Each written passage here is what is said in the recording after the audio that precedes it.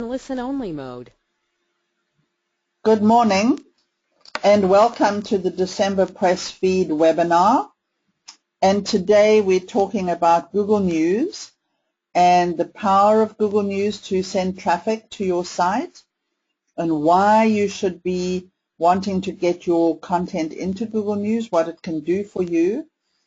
And we have the lovely Tinu Abayomi Paul with us today. Good morning, Tinu. Wow, it's Hello, good afternoon for morning. you.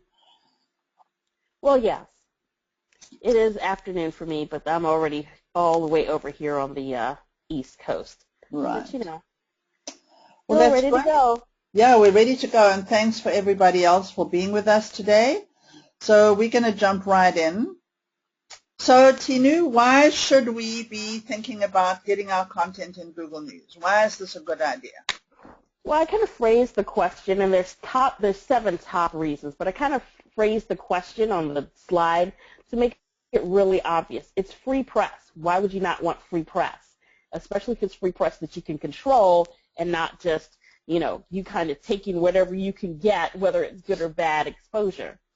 There are something like 6 billion clicks being sent to news publisher sites every month by Google News and some of the other organizations like Yahoo News and some of the different major news distributors that are sending these clicks into Google. And we'll get into that at reason number 2.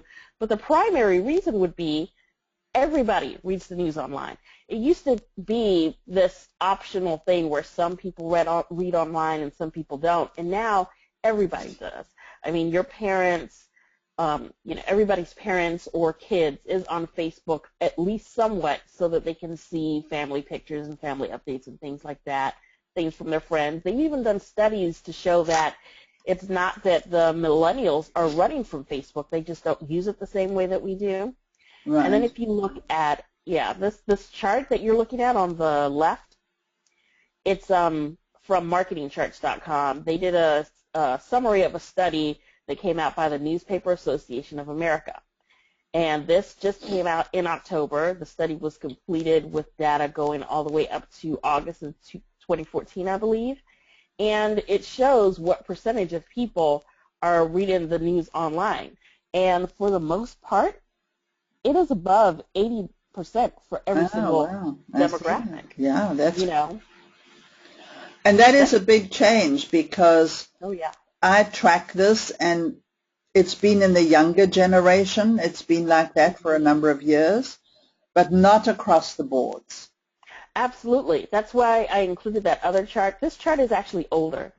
Harris Interactive did this in this study in 2009. And even in 2009, only 2 out of 10 people, but I always want to check to make sure that's right, were reading the news just offline. Most people did both or exclusively were reading it online. So, and then that's since 2009. The trend is still continuing to move in that direction. Well, yes, so we know they're all there. We know they're all reading the news online. Mm-hmm. And another really interesting point that I've noticed, and I've been tracking the top news sites for about 6 or 7 years now since we started Pressfeed. Yeah. And Yahoo has been the number 1 online news site that whole time. Oh, yeah. They've been growing until last year. Last year was the first time that the readership on Yahoo News dropped. And 4 or 5 years ago, Google News was not even in the top 10. It's now number 2. Oh, yeah. Yeah, it's amazing. It's, Yahoo News was the staple after Moreover became this more private organization. There was a time when Moreover headlines were everywhere, and that was the primary place where CEOs and CIOs got all of their news. Right. Then it switched, when RSS matured and news feeds started to work in the background instead of us having to go directly to them. And at that point, you add Twitter, and the trend shifted. Oh, I want to make a correction about the last slide.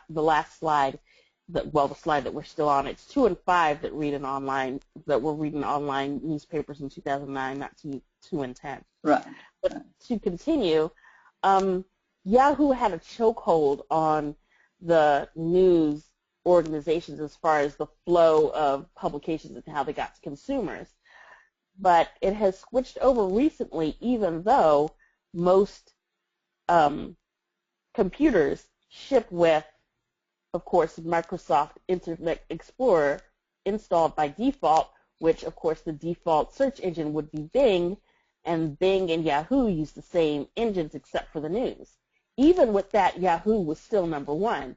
And so we're just seeing, you were the first person to tell me that it flipped, but I've been seeing the trend shift for several years now.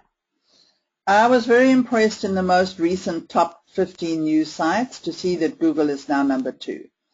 Because they obviously have looked at this over the years and said, hang on a minute, Yahoo is gathering all the eyeballs for the news, and we're the big gorilla in web search, but we're not in news search, but now they pretty much are. They are right there. I mean, the numbers are close. I would not be surprised to see in the next year that Google News becomes the number 1 news source. Yeah, I'm looking forward to seeing that, especially for people who are able to take advantage of this before that shift happens, because that means of those 6 billion clicks that we're talking about on the next slide, going to those 50,000 publications, you're able to get a larger piece of that pie the more successful Google News is. And Google News, the Google News sites, the sites that appear in the Google News section, there's only about, like I said, 50,000 of them that exclusively share this traffic that's set aside just for news sites. So the more of the pie that they take out of that 6 billion, the more you can exploit this fact to your advantage, especially since there are sites that will quite easily let you submit your information with usually a minimum level of vetting for spam. But once you've been, gone through that moderation process, you can get up on some of these sites in as little as 24 hours. It's really amazing. And since they have this dedicated, in addition to whatever traffic they're able to get on their own, they're getting this dedicated amount of traffic coming to them from the news organizations, most particularly Google News. So it's you're inserting your news into a site that's already getting traffic. It's kind of this win-win-win situation. You give them the content they need to keep existing, and they give you the traffic that they get, whose purpose is to give it to you, rather than on some sites where, yeah, it's great that you got a link, but the purpose of that site isn't to send you traffic. The purpose of a news site is to send traffic to news stories and to the links that are in those stories. So you are, as a company, you should, in any case, be producing news content? Yes, consistently. Yeah. I like to tell people to do it twice a week if they can. And if there's a special event, like we had somebody recently who was publishing for Fraud Week. Isn't that right? Through their press. Oh, for Fraud Week, yes. Yes. So then they published every day, and I noticed that they got quite a bit of exposure for that, and that one of those press releases showed up in the actual regular news web search results too, didn't it? Yeah. Yeah. Yeah. So it just depends on what you write and how you write, but you should be doing this news content all the time. That's another shift that's occurred. 10, 20 years ago, it had to be the earth fell, and it was like some major, amazing, world-shattering thing that happened before you ever wrote a press release. Yeah, that is not the case. It's like you have to be like having the Olympics of your industry or the Academy Awards of your industry just to be able to release a press release. It was such a huge, big deal. I've also noticed that not only can you send out, press releases more, of course, reading that story that you did on that time when Matt Cutts changed, told us about the change to guest blogs and everything, right? And how links in press releases that are spammy aren't being considered anymore. Even with those two elements existing, It's amazing how much and how fast you can get exposure from press releases, not just to influencers and journalists and people, but actual people who you're trying to reach, the consumers themselves. You can connect them directly to what they want through a press release if there's, if there isn't another source of information. So sometimes even if your release doesn't get picked up, it gets seen by the people that you're targeting. Absolutely. And there was a study several years ago that was done by Outsell, pardon me, and they found that for business-to-business buyers, corporate press releases are now the #1 source of information prior to purchase. Not wow, trade I didn't know it was #1. Yeah, #1. They're actually online looking for press releases when they're looking. So they want to buy a widget. They go online and start searching for who sells widgets, and then they start looking at your press releases. Amazing. That actually makes some sense. I found myself when I'm doing research, as I'm considered kind of a social media influencer, if you want to use that term.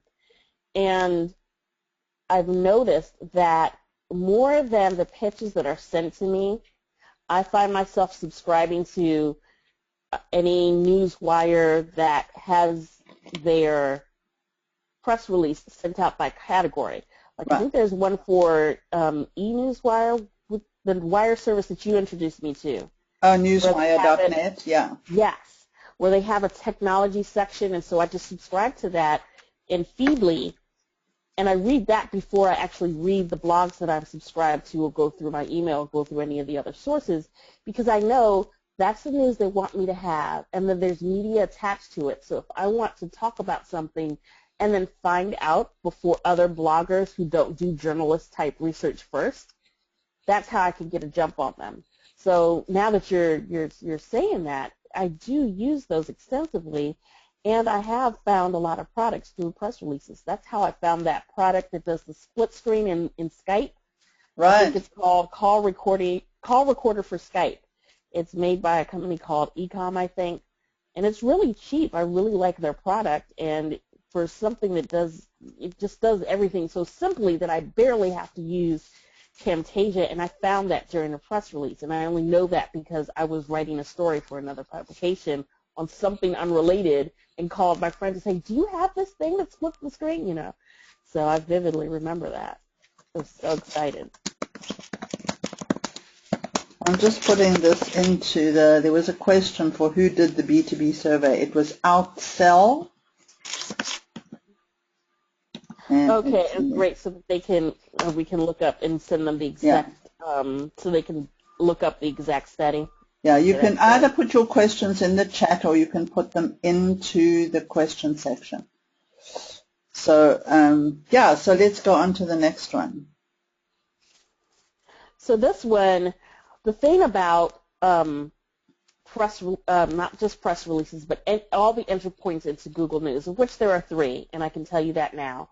The first entry point is, of course, doing a press release at the level where it will get into Google News. Free press releases don't do this. You usually have to pay between $20 to $200, depending on which wire service you use, in order for your news release to show up in Google News. So that's one method. And then, of course, you're going to want to read Smart News, Sally's book, because it tells you exactly how to configure your release so that you get the maximum exposure. And after following your instructions, I have a press release that I sent out about this ebook that I was writing. I got like 1,000 views maybe, which isn't bad because it was a very narrow field.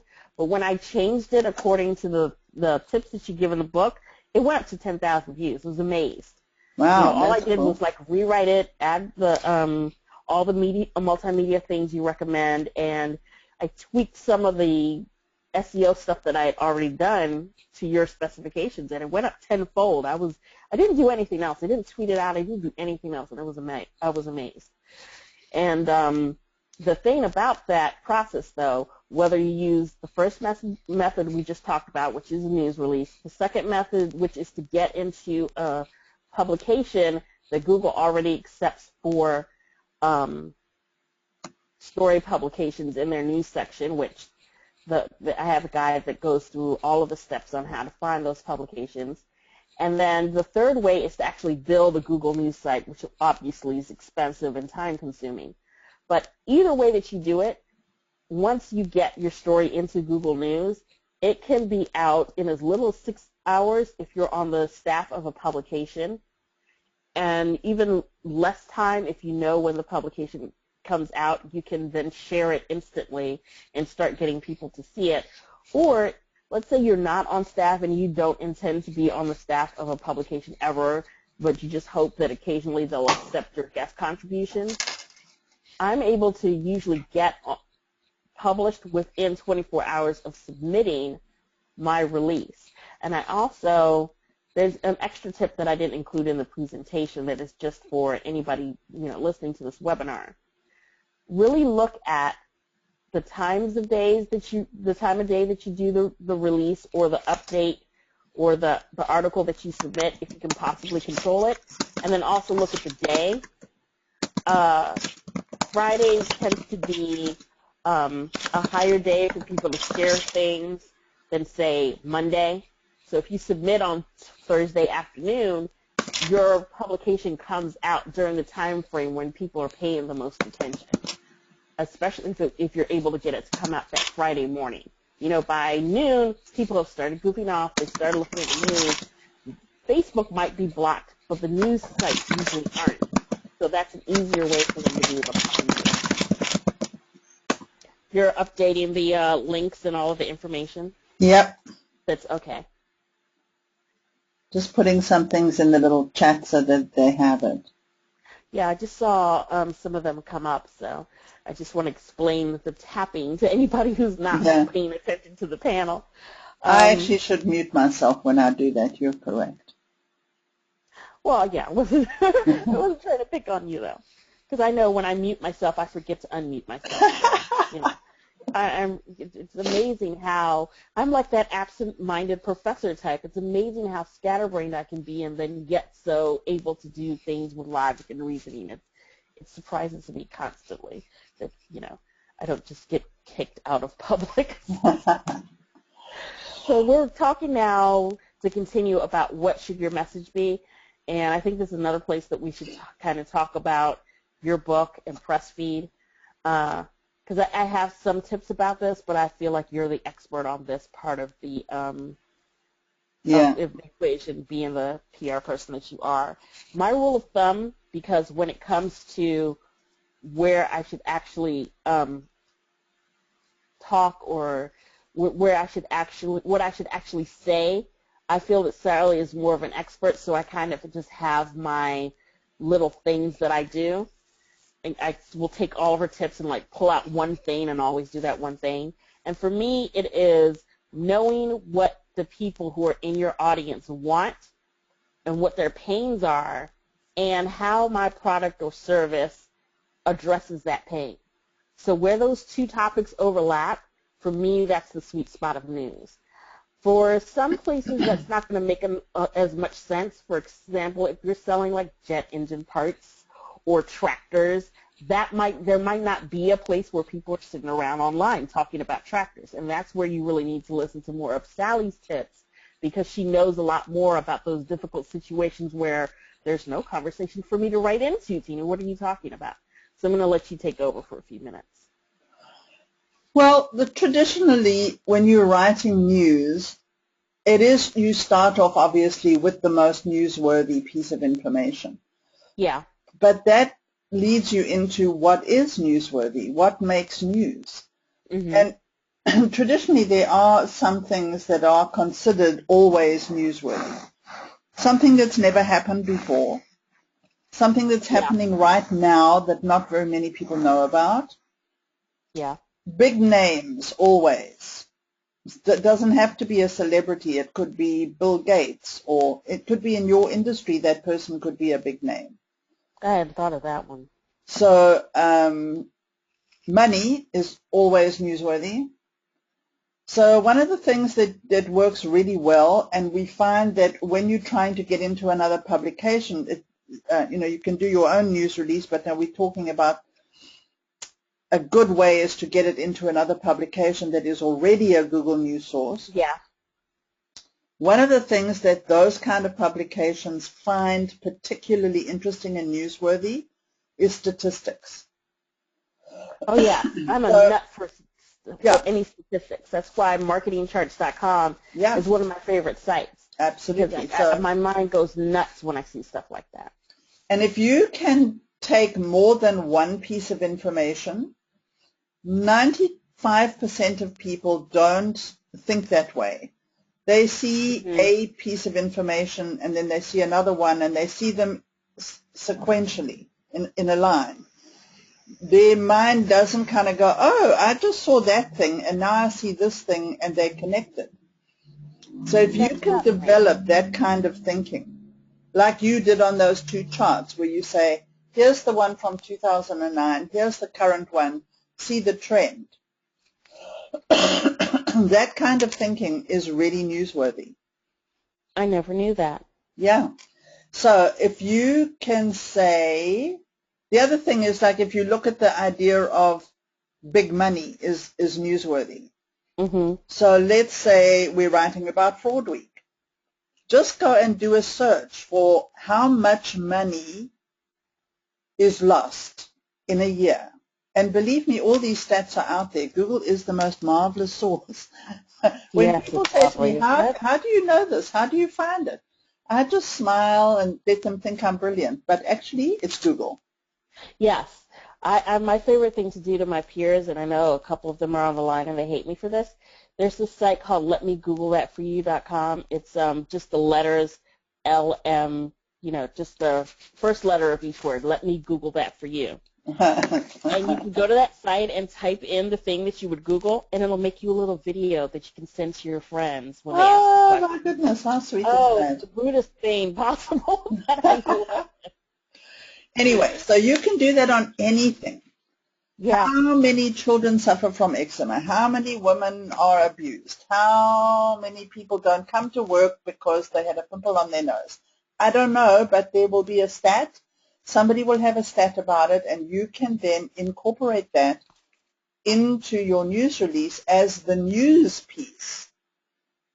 And then say, say, for instance, this one product that handles eczema.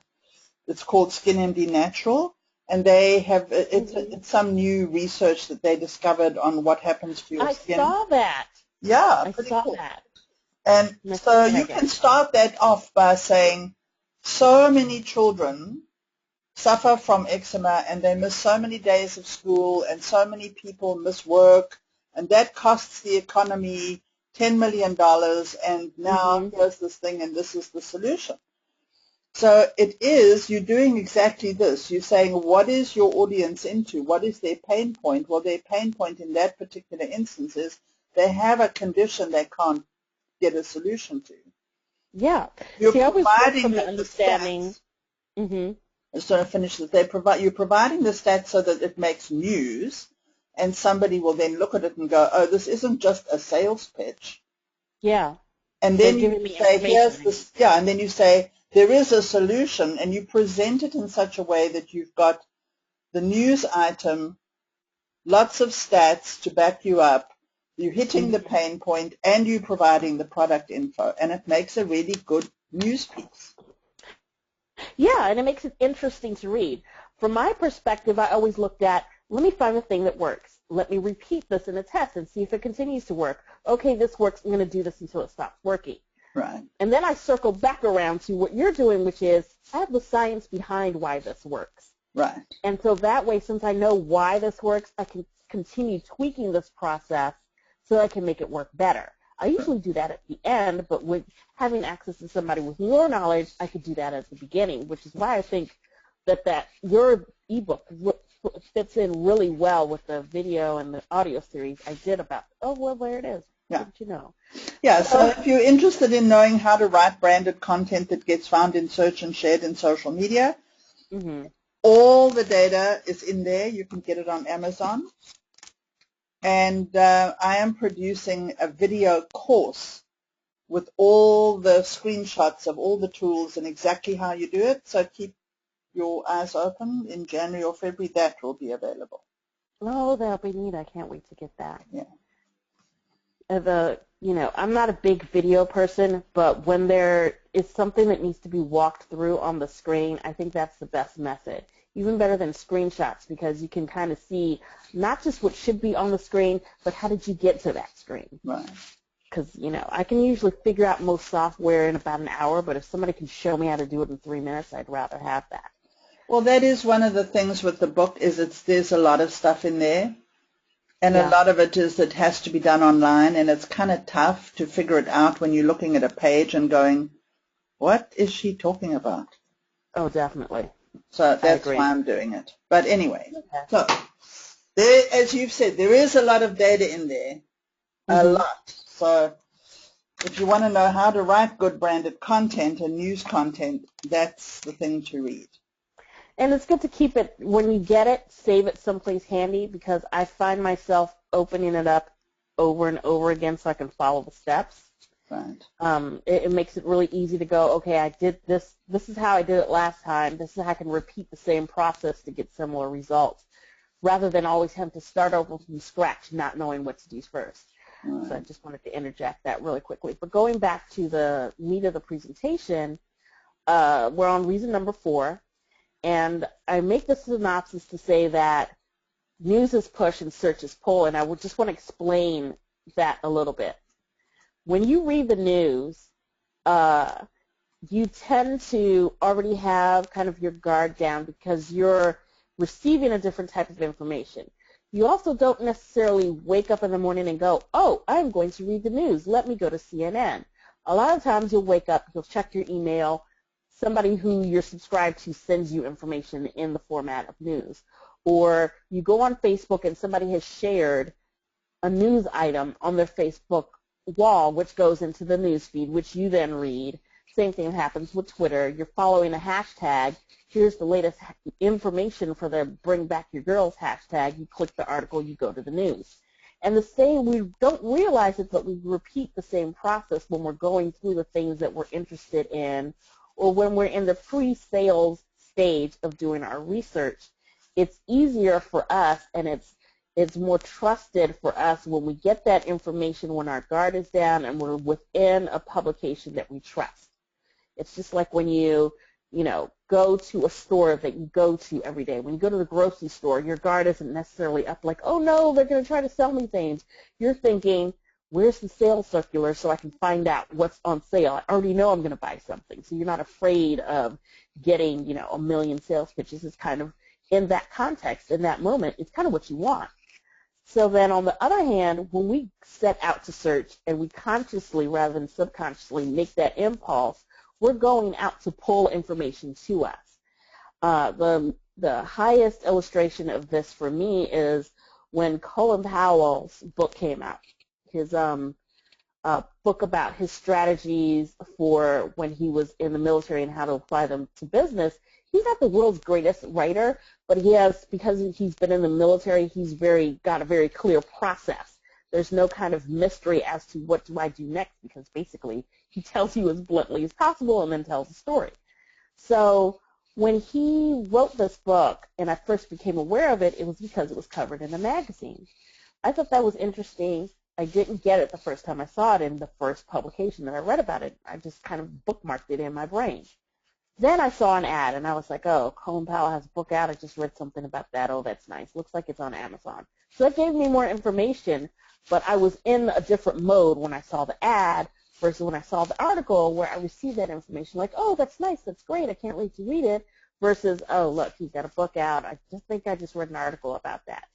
Then the third time, I was reading an interview in some news publication or another. I want to say Newsweek. And they briefly mentioned the book.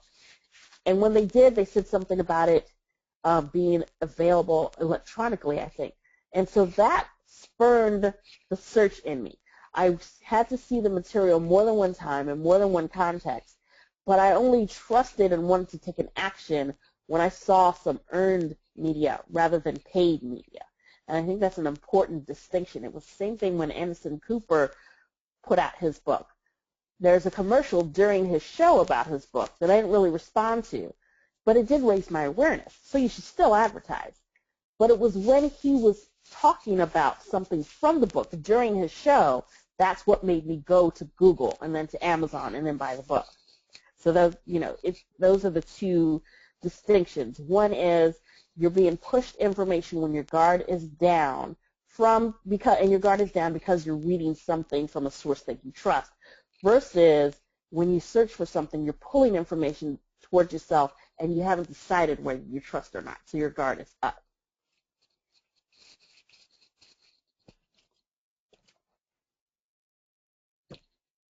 Sally, did you mute yourself? Okay, well, I guess I can keep going. For reason 5 is that the press releases can help you get found just about anywhere. I'm back. Just through, okay, good. Not just through the Google News publications themselves, but as we discussed earlier, some of those news releases, especially if they get republished on other sites, will show up in search on their own. So then you've got the entry point into the search results. Now you might be thinking, oh, what good does it do me if, say, a local publication publishes my article and then that article gets shown up in Google instead of my website? Well, the thing is, if they're linking to your website, then that may be a discovery point to get your website to show up as well. Not only that, but I've been teaching this technique and using this technique on my clients for the past few years that I have never talked about this in public before, but it's an idea that we call owning one and leasing nine.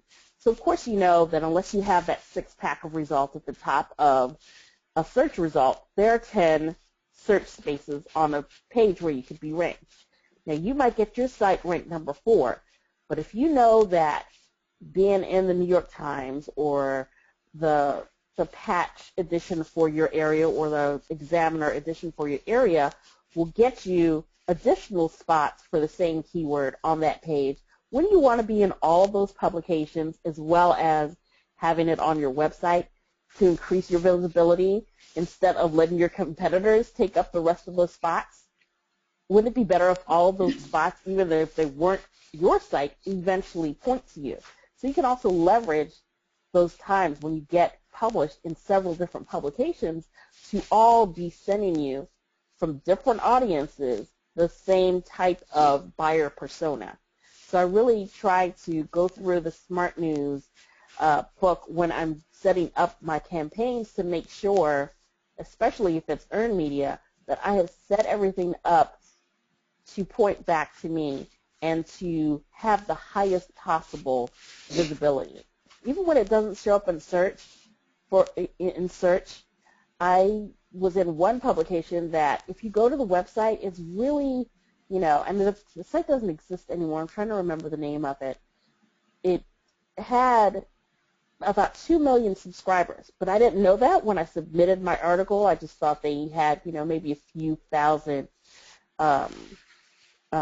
subscribers. So I submitted a news article to them, and their site was very plain. It was black and white. It was really nothing to call home about.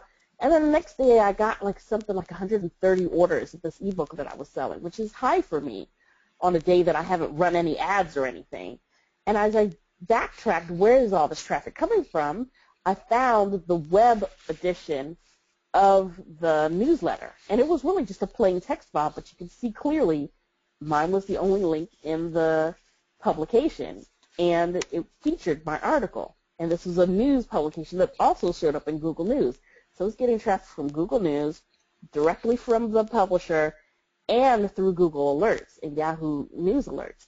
So you just never know. Sometimes a lot of the traffic that you could get won't even come from the web, which makes it even harder for your competitors to copy what you're doing. The other thing for us as PR people is to remember that we're not always selling things, but we are trying to get visibility for our news content. So if you have a newsroom, that's where you want your traffic to go. Whereas an e-commerce or some other kind of business is wanting their traffic to go to their website. but we want the traffic to go to our newsroom. But exactly the same procedure is going to apply. You create a piece of content and you put it in your newsroom. Then you have to think about, well, if I just leave it in my newsroom, nothing is going to happen. Maybe nobody's ever going to see it. You have to get it out. You've got to figure out ways to get it seen, and Google News is one of the best ways. So there was a question earlier about, so how do you do this? And we did say there are 3 ways. The one is to do it with a paid press release. Yeah. The other one is to do it by what Tinu's been talking about, get it into some other publication that is already a Google News source. And that doesn't have to be the New York Times or the Wall Street Journal. There are 50,000 of them. So they can be like the Patch or the Examiner. Some of blogs are in there. And that's what Tinu's guide is all about, is how to actually do this. But just remember, there are 50,000 of them out there that are already Google News sources. And believe me, they are all looking for content. So this is a good way for you to do this. You just have to figure out which ones of those 50,000 are the ones that you need to target and build relationships with so that you can get your content in there. And we've seen this over and over again, where we write a good piece of content, we put it in the newsroom, we put it on a wire. We happen to have one we like, but there are lots of them: MarketWire, BusinessWire, PR Newswire, PR Web, on and on. There's a whole bunch of them. They'll all get you into Google News. But from there, you should also be thinking about what Google says about duplicate content. So you don't want to take the exact same piece of content and spray it all over. Once you've done that, you then have to start thinking about, how can I repurpose this? It's basically the same story and it's the same piece of content. You just have to rewrite it so that it's not exactly the same. And then if you can get it into one of these other trusted publications, it's going to start showing up. And then you get what Tinu's talking about. You get your website, you get your newsroom showing up in the main Google search, plus you're on this Patch and that Examiner and this blog. And you really start to look like, one client said to me the other day, I got the nicest comment from one of his clients. Said, oh my God, you're everywhere. Wherever I look online, I see you. That's what you want to hear ultimately. Right. Oh my God, you're everywhere. When you hear that phrase, you're going to know I'm doing this correctly and I'm doing this with enough frequency that my clients are thinking of me before I think of them. Once you get to that stage, you kind of have it made. And then you also are breaking out of this mold that most people are in. You know, you want to run your business. You didn't start your business to become a marketer or a PR expert, which is why you hire marketing and PR expert people or have marketing or PR departments within your organization to take care of that part of the job. You know, and if you're in PR, you don't necessarily want to spend all of your time having to deal with marketing or advertising. You want to stay within your bucket, and those of us who are in marketing don't necessarily want to be the PR people, but through this process, you can start, you know, with your area of expertise and then be able to expand outwards, and when you need it, get assistance for the rest of the journey. I like to think of my company as well as my website as this deserted island out in the middle of nowhere. And my marketing process is, how am I getting people to come to this island that nobody has ever heard of out in the middle of nowhere? That's how I think of the web. People tend to think of it as a location just like it's at the corner of 12th and Main Street. So if I put my business right there, all the people on 12th and all the people on Main Street are going to stop in my business because the web is so busy. That's not how it works. When you build a website, it's like building an island or a house in the middle of nowhere with no roads to it. And the press releases you write and the exposure you get in Google News and the exposure you get on Google Web Search and the advertising you place and the social accounts that you share it on, all of these are the roads sending people, you know, by which people can be sent to your desert island or to your house in the middle of nowhere, or to, you know, your which represents your business or your website, in order to bring customers to you. If there are no roads, there are no customers, and this will help you build all of those roads. So let's move on to reason number 6. So tell us about this article, Tinu. Okay, so I talk about this more in the book that I wrote about, and the audio collection that I wrote about Google News. But this is something that happened to me in 2004. This is an example from 10 years ago where if you are in front of your computer and you Google this title, you will still see thousands of places where this article is published. And, you know, it was something that I wrote 4th of July weekend when I just was kind of bored, and submitted about how to get your RSS feed listed in Yahoo in 5 easy steps. It's just really a ridiculously simple article. And when I wrote it, I forgot one of the steps. I don't know what I was drinking, but I was at a picnic and I'd run inside to write this thing and run back out and sent it out. I proofread it, but you know, sometimes you miss stuff. So by the end of that weekend, it was published on 2.5 million sites. And it was the same process that I'm using today, only I didn't have Twitter and Facebook and LinkedIn to broadcast it. I didn't have the partnerships that I have in place now, or the press contacts that I have now, you know, at CNN and some of these other places that would help me push my content out and forward. I didn't know as much about submitting press releases and things like that. This is back when I was more on the newbie side of everything that had to do with the overlap between PR and marketing. So I sent this article out. Not only did it appear on 2.5 million, you know, sites by the end of the weekend, and much more much later, and some that are still up today, but the next day, because the byline in the article pointed to this excerpt from this book that I had written about RSS, the next 36 hours I made, that's the amount of money that I made from that article. And that was just in that time period. 2 weeks later, the Web Host Industry Review and Search Engine Journal and Site Pro News also ran it. So I doubled my money when all of those big publications wrote about it again. And then I added, you know, this little consulting package. So this was one of my first entry points into, you know, being considered a digital marketing expert. The side effect of that was also being able to show up in Google, because you already know when you submit to these sites that Google already likes the site, because that's how it got into the Google News publication. And this is something I did completely for free. And then I went back later and thought, okay, I could repeat this process with advertising. And I found out that I would need a $15,000 budget in order to repeat the same level of exposure. And I was like, I don't want to spend my profits that way, so I just did this process over again. So that's what I mean by $0 to $200 can get you $500 to $5,000 in exposure. Right. You know, that price is the amount I would have had to pay to run the ads that gave me the same exposure that resulted in that amount of profit. And for PR people, we often tend to think that advertising is not something that we do. But with social advertising becoming so important right now, it's something that you should be thinking about. Learning to do Facebook ads and Twitter ads, and even you can do on most of them now they do it. You can do sponsored things on Instagram and Pinterest.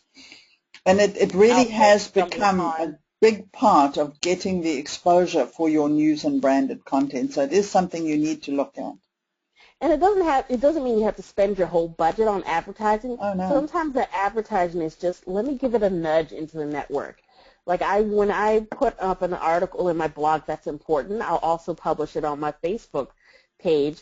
And because, you know, I built my tool with the platform and not on the platform, most of the people who are connected to my Facebook page already have their information, already have their email addresses. You know, I made sure that I followed up with all of them so that I have their information. But what it does is, if I publish my post into my Facebook page and then I use their little $5 or $20 boost, it appears on the friends of people who are already connected to me, not just on Facebook, but who are subscribed to my newsletter. And then that way, when their friends ask them, hey, have you heard of this Teeny person? Those people will actually, yeah, I've heard of her, and give their opinion of me, which, there's nothing, very few things that are more helpful than getting a trusted source to advise you to take some kind of action, which works equally well whether it's a trusted publication or a friend of somebody, or an expert that people trust. It's a trust element that's important, not necessarily who it is that they're trusting. Tinu, can you just go over again that 0 to 200? They don't understand it. Okay, so let me put it a different way. Say I wrote an article, I'm submitting it to a Google News publisher, okay? That Google News publisher, a lot of them, you can either get into the publication for free because you're a contributor on their staff. They don't just take, they don't always take, submissions from just anybody. Sometimes you have to work your way up to them feeling like that you're good enough for them to repeatedly take articles from you. But sometimes you can also get in on your first try. But the point is, when you get published by them, and you can also find out all the places on their site that they also charge for advertising. For the vast majority of Google News publishers, the whole point of their site is for them to make money from advertising. So they want to get more people to come to the site. And to get more people to come to the site, they want to publish great content. And once they publish great content, that in turn, again, it's an endless cycle. So you can get into those same publications either by paying to be in the publication. For example, I think with the example I gave was Site Pro News. If you have $5,000, you can buy an article spot in Site Pro News. This is a publication that goes out to like 3 million people. You just have to contact Mel through the email address on the site, give him your article. He'll have to approve it, of course, and you can pay $5,000 to reach those 3 million people in their newsletter. Or you can submit an article that's so great, which they don't have restrictions, so anybody who writes in their topic area can submit an article. You can send a letter to the editor to a different email address that will get you in that same publication that you would have had to pay $5,000 to send an exclusive mailing to. You can send the exact same mailing, as an article and get that exposure for free. So it's exposure that you could have paid for, okay, but instead you're getting it for free. All right. That a little bit more clear, yeah. did they say? So let's move on because we've still got some stuff to do about the newsrooms. And we only have 10 minutes, that's right. Yeah. Okay, I'll try to wrap up this slide really quickly because I think everybody has heard of this because everybody's cramming it down your throats, but I want to make one different point. People who influence the web, the people who are the reason why CNN covers something because they saw it on Twitter, those people, the so-called influencers, the journalists, the editors, all of those people, they read press releases, they have their favorite news publications, they read the news in all its various formats. So if you want to get your stuff in front of them, this is one of the best ways to do it. And then instead of feeling like, oh, I have 100 Twitter followers, so when I send out this blog post, those, as many of those 100 people that were paying attention will see it, and then in addition, whoever they shared it with. Instead, you get your story in front of an influencer who has 20,000, maybe 1 million followers, maybe, a newsletter where they can send out to 100,000 people, like somebody like Melissa Emerson or John Jantsch. They have these big audiences outside of their social audiences that they could share your information with, if it appealed to them, if they found it. And for them to find it, this is one of the ways. This is one of the main ways. We all wake up and read the news. Influencers aren't any different. So you can leverage this to expand your reach globally, and especially outside of the area where you're already marketing. We tend to always, market into a slightly wider little pond of people and contacts that we already have. what these influencers and journalists and editors and other people can do for you is bring you to a new audience that you maybe haven't even have considered before, because they read some of the publications where you and they would intersect. One of the other things of this to do with this is also it can catapult you into the publication you want to be in. Yes. For instance, the one example is the video that I did for a client when they opened their big new shopping mall up in Salt Lake City. Salt Lake City, I remember and that. We did that, the fire and water. But before I posted it, I had contacted a bunch of influencers, and I had set it all up and said, listen, I'm going to be posting this really interesting video about a fountain that's never been seen before. It does fire and water, and it's going to be amazing. So I'm going to post it at this time, and please just keep your eyes open for it. So when I did it, I posted it, and I tweeted and pinged all those people. And then they found it interesting. This is the tricky part. You always, as Tina said, you have to produce a great piece of content. But it was... And you have to have those contacts before you need them. You can't just, it's like you don't meet somebody and ask them to drive you to the airport. This is a relationship you have had to have been building, which is why sometimes if you don't have that relationship, you need to find a PR person who already has that relationship. And so once they all started retweeting it, the next thing it was in Huffington Post, Gizmodo, whatever, and then from there it was into the mainstream media. And that silly little video is now in one of the top 2% of views on YouTube. Yeah. So that can easily happen. By the second day, it had 101,000 views, didn't it? Yeah, yeah. Like the first day, it was almost like 70,000 views, and then another 30,000 views came in. It was amazing. Right. And, it didn't even go through that whole period of, I remember seeing like a couple of weird comments, but it didn't go through that whole troll. Yeah. Oh, that's right. We only have a few minutes left. I'm sorry. So I just wanted to also show you this wire service. It's not generally very well known. It's called newswire.net. And the only way you can use it is if you've been invited to use it. So if you're interested, you need to just send me an email. This is what it looks like in the back end. And the reason that we like it is because it allows you to put all these things on the side. You can embed videos and Google Maps and your Facebook likes and your own website and all kinds of stuff. So here's one of our Fraud Week things that we did. And you can see it has the information about the company, then it has the video, then it has the Google Map, then it has their little Facebook thing, and then it has another thing about their website, plus the picture and the links and everything. So that's why we like it. And that got a lot of pickup too, didn't it? End up in like the got a lot of pickup, that one. Then you can see all the stuff from Newswire that's showing up in Google News for them. And then everything is put in their newsroom, of course. And the newsroom is really important because if all you have on your site is just a list of press releases, that's just text links, journalists and bloggers really are asking for a visual content hub that has everything, your videos, your pictures, your featured stories, your contacts, your list of experts.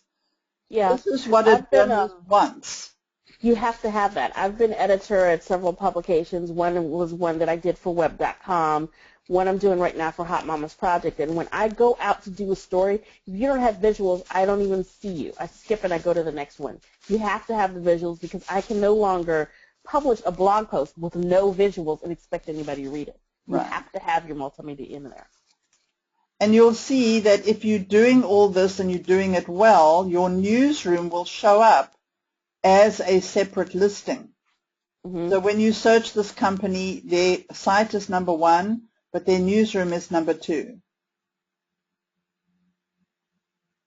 So. And that's also mapped to their own URL. It's a different IP address, but it's their URL, and Google considers that their pages, so it lifts their whole site up. Right. And this is one of the things we were talking about. Whenever there's a news item for a company, although it is separately listed in the news, that news will also show up on the main site, so on the main web search. So that also will give you more of those clicks. So Tina, do you want to talk about your about the guide, because we're like 2 minutes off? Oh yes, I'm sorry about that. Okay.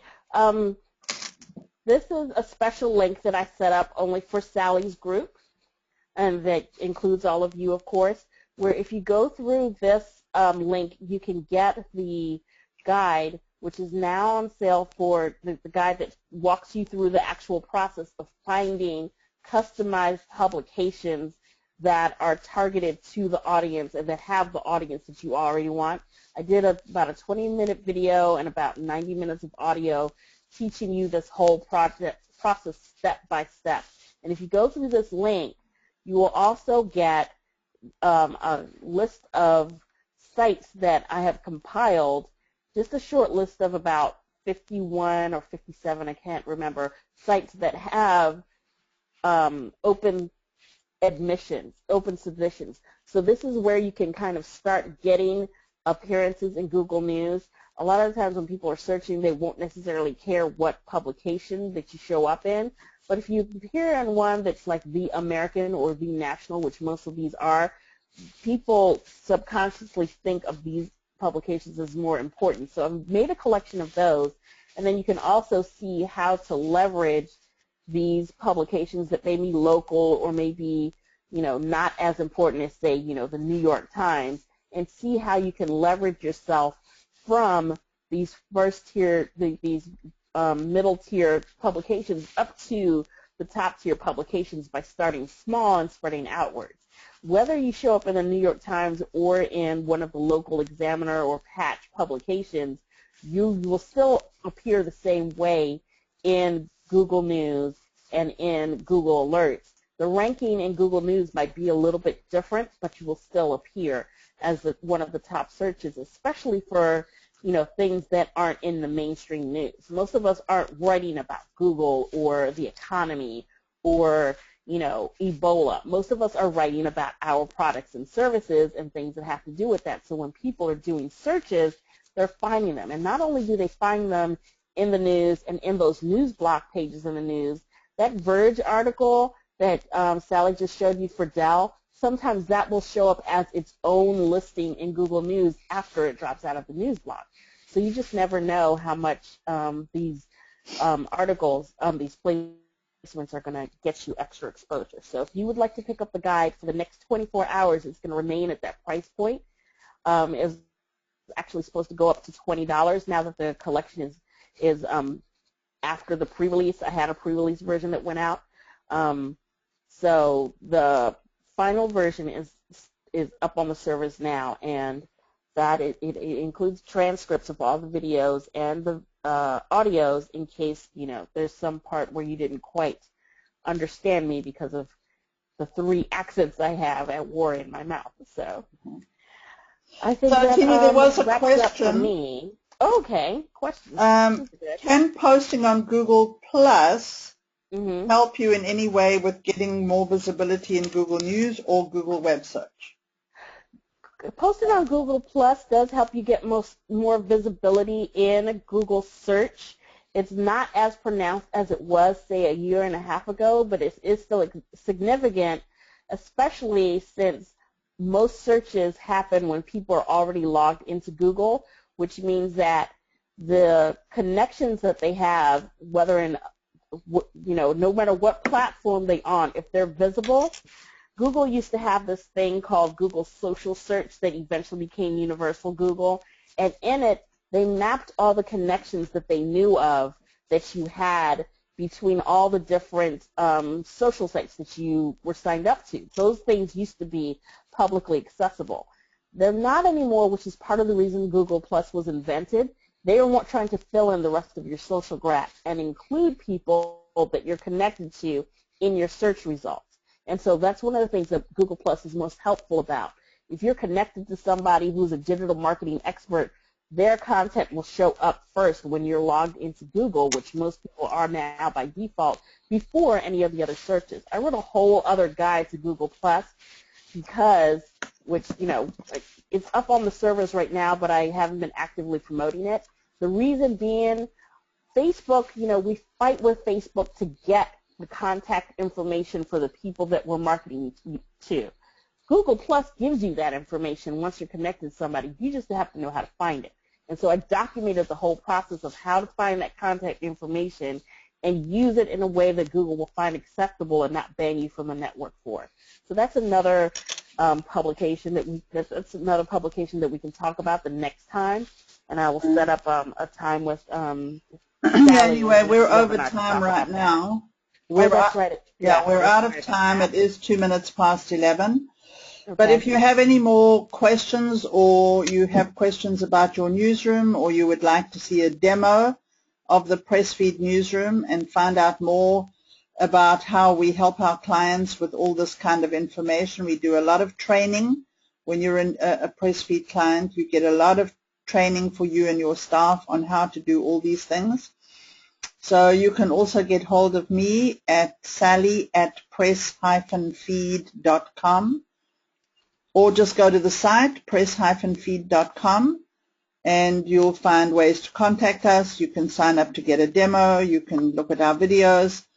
And otherwise, we'll see you on the next webinar in January. Thank you very much. Yep, see you soon.